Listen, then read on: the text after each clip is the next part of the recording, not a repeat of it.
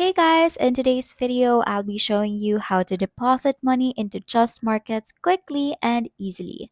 Let's get started. First, log into your Just Markets account and go to the deposit section.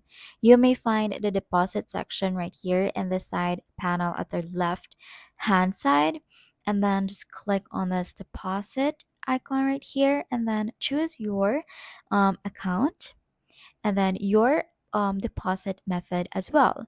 You may also choose your currency and then your credit to account. Take note that you also have to fill in the amount to be paid and then just click on deposit after that. And just make sure your payment method matches your account currency to avoid extra fees. And now you just have to confirm transaction and wait for the funds to reflect in your account. Processing times depend on the payment method used, and of course, there may also be deductions, especially when there is involved currencies or transfer of currencies between banks. That's just something that you have to take note of. And that's how you deposit money into Just Markets.